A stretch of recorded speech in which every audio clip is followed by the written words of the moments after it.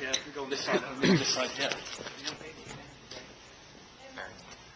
Just carrying on from the topic of accents, I was just wondering how long it took to actually master the accent so well, and how you went about actually practicing and stuff. That's what I thought. So I actually found the accent really hard to do. It took me longer than the other guys to do it. You know, we'd go to rehearsal and they'd be like, "So how's the accent coming on, bro?" Right? So, yeah, it's good. It's really good. It's really good. It wasn't that good. And I think after the first rehearsal, Chris was like, "Hey, you want to go for a tea?" Like, okay. We're just going to go chat about stuff? Goes, yeah, that accent that you did, it's, so do you think it's shit? He goes, yeah, no, yes. And then he gave me a copy of Kes to watch, and some other footage that Afi had secretly filmed. With a hair cam, wasn't it? Were you running the camera in your hair secretly? Yeah, it took a lot of practice, but yeah. How was your journey? My character's accent is slightly different because he's lived out of Bradford for a while and stuff, and he's lived in Manchester, and that's my excuse for having a rubbish Bradford accent, basically. But actually, Kay's accent was great from the first day, but just the one thing that he could never master was swearing in Urdu or Punjabi. So he'd be kind of like doing an amazing accent and goes, "Hey bro, what's doing? You bang cho." He's like, whoa. Cut. What did you say there? What, bro? I'm doing it, innit? Bang cho. And that was the one thing he ever cracked. I did crack at the end. Did you? Good. Bang cho.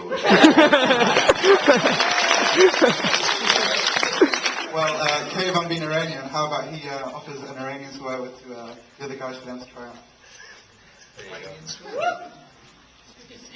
It's their challenge. I challenge you, Mr. Pakistani. Are you ready? خاره تو میگم خاکسته. خاره تو میگم خاکسته.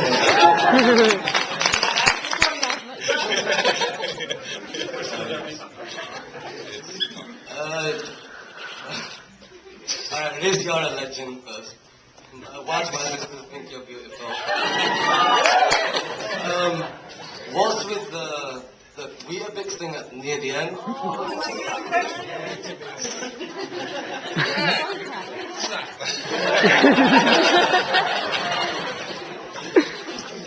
Actually, that was a sort of there's a scene on the DVD extras which will make that sort of disappointingly clear. And it's something that you're not really meant to do, is sort of have a punchline to a joke that hasn't been set up. So in a way, your question says it all. We just found that some people laughed at the Weetabix, even without it being set up, because it looked like the Secret Services didn't know what the hell they were doing, which, funnily enough, seemed to resonate. I haven't had questions from that corner over there, so go to. Okay, this gentleman here, just in the front row. Just stop there, just, and then I'll go to the back row over there. Hi, I'd just like to say first of all, thanks very much for coming. I think we in Bradford, we are privileged, not only that you've made a film that somehow connects with us, but actually that you've had taken the time to come down and you've raised money for charity, so thank you very much for that.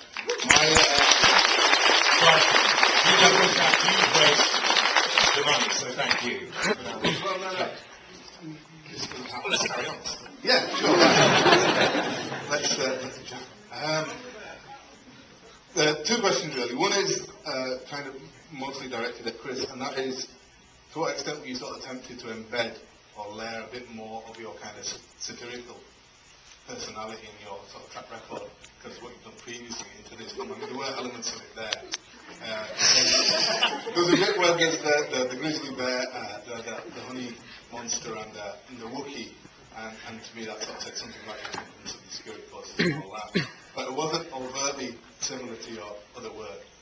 The other question is more general, and that's to do with what you guys think about the future in terms of Asian, Pakistani, whatever, actors and talent in the country, because it seems to be that there isn't that much of an opportunity or that many roles written for people of that background. You interrupting a photo for... Sorry, He's not normally a show-off, I don't know what's happening. The question about Asian acting, though, if you'll shut your face. Do you want to get that question out of mind? I think that's an important one. Really? Yeah. Didn't I say this would be your chance to be... I said basically, if you do this, you can play James Bond, right? Well, no, I just did this film called Shifty, and it was the first film that I'd done where there was an Asian lead role, but it wasn't about him being Asian. It wasn't about him being Muslim or anything like that. And I thought, that's kind of where I want to get to as an actor. I think that's, as a society, if we can move forwards and we can start having, ethnic actors, ethnic characters, but it's not about arranged marriage, or it's not about, any of these issues. It just happens to be a guy that's brown or whatever. Then that's the stuff that really excited me. And when Chris gave me the script, then I said to him, I was a bit concerned about that. And then he said, basically you're worried about wanting to play James Bond, don't you? And I was like, no. But he said, yeah, this is something that can actually open it up. And in a weird way, even though the film is about terrorism or whatever, I think it's connected to all different kinds of people. And going back to the question earlier, I just wanted to come back to about, who's this film aimed at, or who's been offended by it. It's funny because when we play it to mainly white audiences, the question is, are Muslims offended by the film? How's the film gone down in the Muslim community? And when I played in audiences that are much more mixed or much more Muslim, then all the Muslim people go, oh, obviously we only get this film, so what do white people think? And I just think it just shows that the film has kind of transcended all of those things, and in a weird way, even though the film is about their ethnicity, it's kind of going beyond that. So I think films like Four Lions will open the door a bit more. Over there, around the back corner, please. Hey there, thank you for coming. When are you going to put Brass Eye and Bone Jacker together? Never. Please. It's a sort of hybrid bond set. I think, when Kevin and I went on terrible hard times, probably then. I mean, when you see that happen, you'll have to take pity on us. Take it to the front here. Hi. Yeah, John. I just wanted to know what you did with the car. The green crappy banger. What did you do with it? Sell it on eBay or? No, and so was I. I was basically going to drive home in that car. I actually quite liked the car, but Nigel drove it so badly, and there were in fact two cars for Barry's car, that both of them blew up. So they're not even sellable for scrap, I think. Question from Maxie from the front here. Just about, talking about if you're going to do a sequel, because I know that the West is coming out next year from the sequel to East is East, which was a big favourite of mine, and now Four Lions is in that category. Can you see yourself doing something like that for a sequel or comedy along those lines? That's a pitch, isn't it, basically? Come on, man. Are you seeing this as the first audition for... I did the audition. I've seen it before in an audition somewhere. We could do one about the Yemeni guys and call it Sea Lions, so I'm really not sure. But if you want to talk to me afterwards about some great idea about how you continue this story after they're all dead, I'll be interested to hear what you're going to say. We'll do that. Okay, go to the middle there, the young lady in the blue jumper with the white t-shirt there.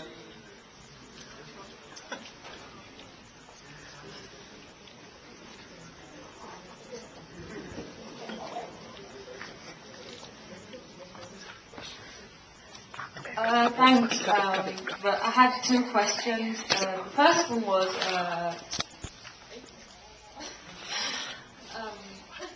was it hard to get the hang of languages and understanding them? Because was it in the script and stuff like that?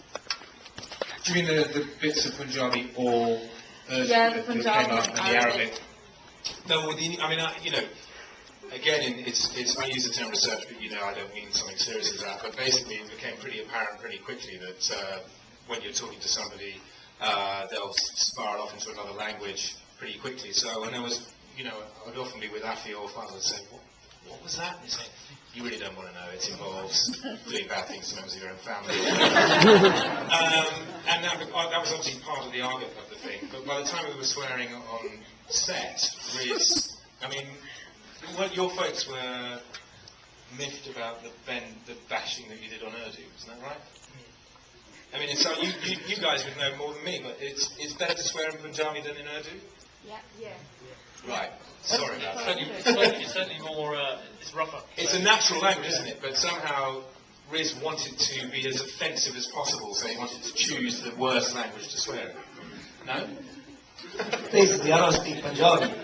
So I was like, listen, like, the swear words that you got here, right, you could go with what the translation is, but then sometimes people are going like, I'm not sure if that translation is right. So I'll try and like come up with some filthy stuff.